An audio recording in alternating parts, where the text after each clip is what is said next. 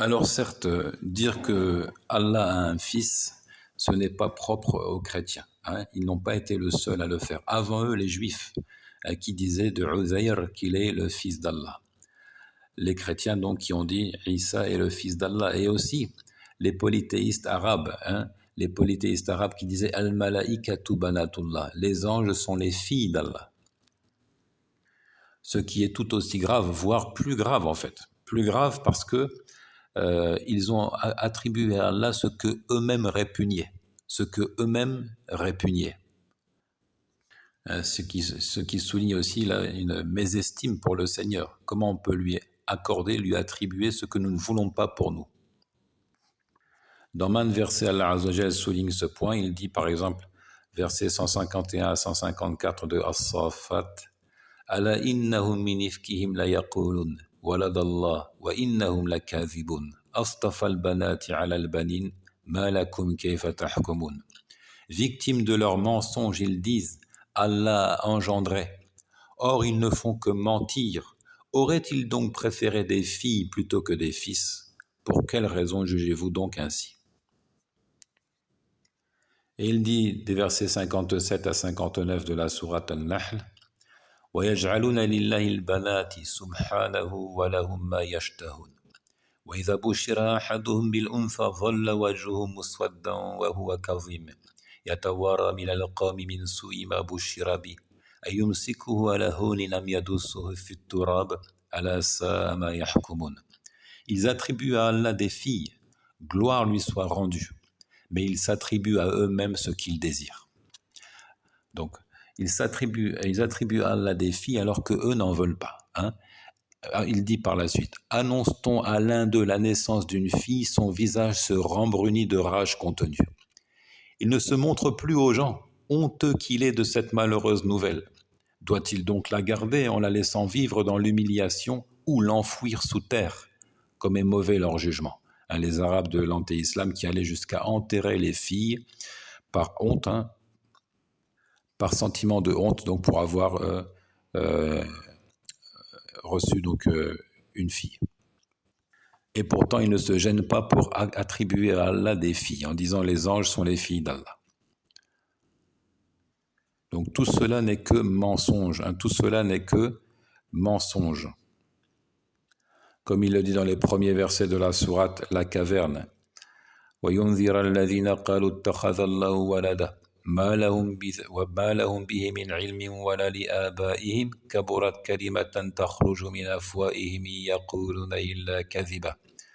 Le Coran est venu aussi, dit-il, pour avertir ceux qui ont dit Allah s'est attribué à un enfant. Or, ils n'en savent rien, pas plus que leur père. Quelle abominable parole sort de leur bouche, ils ne disent là que des mensonges. Ce sont des mensonges. Ce n'est bâti sur aucune science. Aucune science. Donc ce n'est qu'une marque d'orgueil et d'ignorance de la part des êtres humains. Qu'ils soient donc juifs, qu'ils soient chrétiens ou qu'ils soient parmi les idolâtres arabes. Et d'ailleurs, pourquoi un humain? On peut se poser la question. Pourquoi un humain en particulier? Allah Azza wa Jal, s'il avait eu à prendre un enfant, aurait pu prendre n'importe quoi de parmi ses créatures en disant c'est mon fils ou c'est ma fille. Pourquoi un être humain? C'est un signe d'orgueil en fait de la part de l'être humain qui se surestime, qui veut se faire Dieu à la place de Dieu. Allah Azza wa Jal dit dans ce sens, verset 4 de la sourate Az-Zumar, لو أراد الله أن يتخذ ولدا لاصطفى مما يخلق ما يشاء سبحانه والله الواحد القهار. Si Allah avait voulu se donner un enfant, il aurait choisi qui il veut parmi ses créatures. Gloire lui soit rendue, c'est lui Allah, l'unique, le haut dominateur. Il aurait choisi ce qu'il veut, qui il veut parmi ses créatures. Mais il ne l'a pas fait encore une fois. Allah Azza wa Jal, d'ailleurs, ce n'est pas dans sa nature. Il n'a pas d'enfant parce qu'il est tout simplement unique. Avoir des enfants, avoir des descendants, avoir des ascendants, ça c'est le propre de la créature dépendante, indigente. Tandis qu'Allah Azza wa Jal, lui, est le riche par excellence, qui se passe de tout. Il est le premier et le dernier. Il est éternel. Il n'a ni début, ni fin, ni parent, ni enfant. Nous lisons dans le verset 81-82 de la sourate Az-Zukhruf قُلْ إِنْ كَانَ لِلرَّحْمَنِ وَلَدٌ فَأَنَا أَوَّلُ الْعَابِدِينَ سُبْحَانَ رَبِّ السَّمَاوَاتِ وَالْأَرْضِ رَبِّ الْعَرْشِ عَمَّا يَصِفُونَ. Dis, si le tout clément avait un enfant, alors je serais le premier à l'adorer. Comment aurais-je pu refuser ce qui provient d'Allah Azzawajal, hein? Gloire soit rendue au Seigneur des cieux et de la terre, il est bien au-dessus de ce qu'ils décrivent, bien au-dessus de ce qu'ils décrivent, bien au-dessus, exempté de ce qu'ils lui associent. Donc, compte tenu de la gravité de cette parole, hein, qui est en fait une insulte proférée contre le Seigneur des mondes, dire qu'il a un fils, évidemment, nous refusons le christianisme comme religion et nous refusons de participer aux festivités telles que Noël. Un Noël qui n'est qu'un amas de mensonges. Pas seulement parce que Jésus n'est pas le Fils de Dieu, mais en plus parce que ça ne correspond même pas au jour de la naissance du Messie.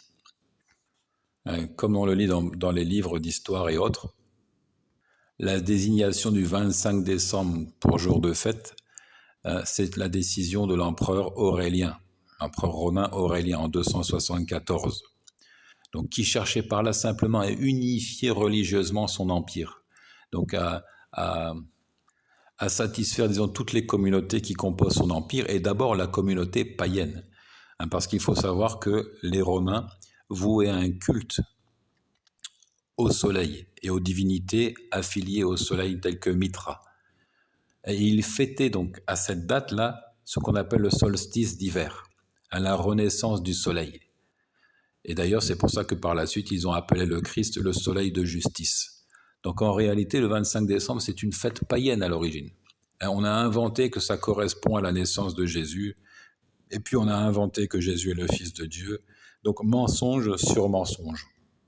Sans parler de la forme qu'a pris cette fête à travers les temps, à travers les âges, avec cette histoire de sapin et de Père Noël qui n'ont rien à voir, aucun lien, n'est-ce pas, avec la religion du Messie. Donc, disons que rapidement, hein, les chrétiens ont perdu, ont égaré et ont falsifié la religion de Jésus, fils de Marie, alayhi salatu wassalam. Et on lui a donc inventé une nature divine, en disant qu'il est fils de Dieu et en disant qu'il est finalement une portion de Dieu, hein, à travers cette histoire de Trinité.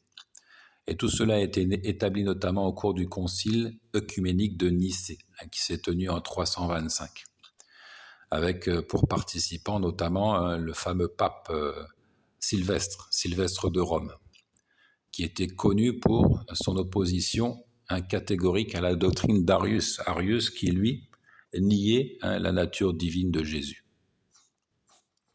Et d'ailleurs, lorsqu'on débat avec les chrétiens, hein, ils sont incapables finalement de nous expliquer clairement cette notion de fils de Dieu. Et en quoi cela ferait la particularité finalement de Jésus, alayhi salatu wassalam. Parce que dans les évangiles, justement, on retrouve ce qualificatif pour quasiment tous les êtres humains et pour un grand nombre de prophètes. Hein, comme dans Corinthiens 2,6, « Je serai pour vous un père et vous serez pour moi des fils et des filles », au pluriel. Ou encore dans Jean 20, 17, « Mais va trouver mes frères et dis-leur que je monte vers mon Père et votre Père, vers mon Dieu et votre Dieu. » Donc s'il est aussi le Père des apôtres, c'est que les apôtres sont ses fils. Et d'ailleurs, il a donné la définition dans les évangiles de ce qu'on entend par fils de Dieu. Dans Matthieu 5, 9, « Heureux les artisans de la paix, ils seront appelés fils de Dieu », au pluriel ici.